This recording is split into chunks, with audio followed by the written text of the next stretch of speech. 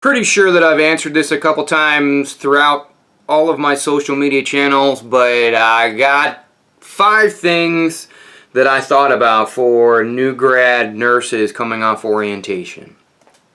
Number 1 is have a notebook. You need to have a notebook on your person. I've talked about this a lot. I continue to talk about this, and I recommend this to everyone at any level.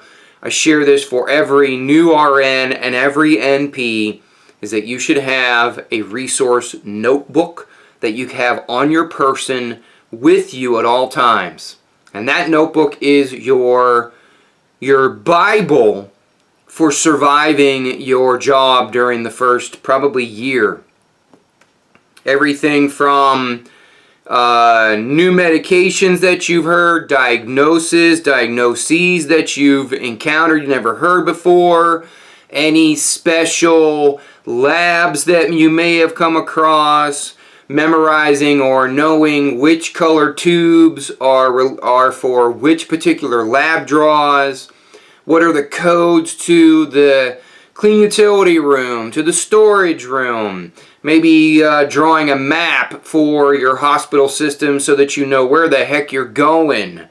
Writing a list of phone numbers down for all of the common places that you call. A lot of people put these things on their name badges, but you can also put them in your notebook. Everything from calling the lab, pharmacy, x-ray, transport, anything and everything goes into this notebook, and you can make it as organized or disorganized as you want. The idea is that it's a resource for you for when you're in a pinch. It also should be where you make your own notes about things that are challenging for you, things that have gone well for you, and any homework that you need to do on your days when you're not on the floor working. Yes, I said homework. Number 2 is I want you to introduce yourself to everybody all the time. You need to meet and greet for a long time. First 3, 6, 9, 12 months, anybody that you come across, you need to be that person who steps in and says, "Oh, hi, Dr. Smith. My name is Sean. I'm one of the new nurses here. Very nice to meet you." Look them in the eye, firm hand grasp. It sets the tone, and it says a lot about you. And it makes you memorable, so that the next time that they see you, they're going to go, "Oh yeah, that was that new nurse that introduced themselves."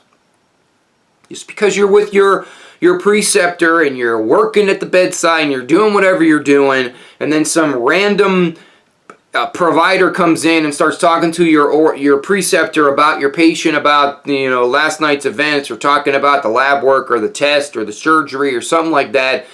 Somewhere at some point during that conversation, you need to interrupt and say, "Hi, Dr. Smith, Dr. Bruce, Dr. Alexander. Hi, my name is Sean. I'm one of the new nurses here. I'm currently on orientation. Just wanted to introduce myself." Goes a long way. Number 3, ask questions. Every day you better be asking questions. If you go through an entire day and you haven't asked a question, then you're not thinking. I don't care how long you've been a new grad. You've been a new grad for 1 day, 6 months, or a year. Ask a question every day. Some questions will be a lot more will have a higher quality than others, but you better ask questions every day. It's the only way you get better. It's the only way that you master the skills that you need in order to care for your patients in the best way possible. Number 4, talked about it already once, is that you need to bring homework home. Sorry, nursing school is over. Now the studying really begins. Bring homework home every night. You're not going to study the way you did in school, but you will study. Any nurse worth their weight has taken homework home to study. I don't care where you've worked, how long you've been doing it. You will need to do homework.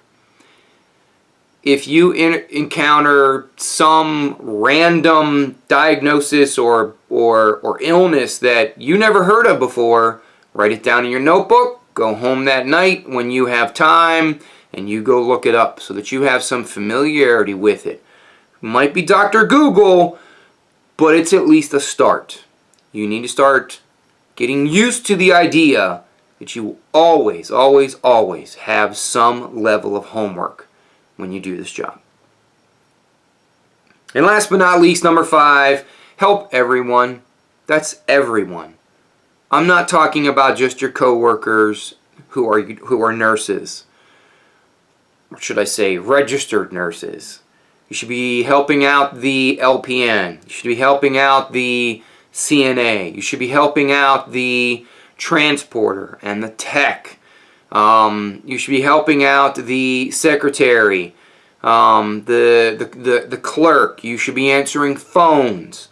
Anytime that you have the opportunity, you need to be helping someone. You need to be helping the housekeeping staff by keeping your room clean, picking up after yourself, or maybe helping them move something from one end to the other so that they can do their job.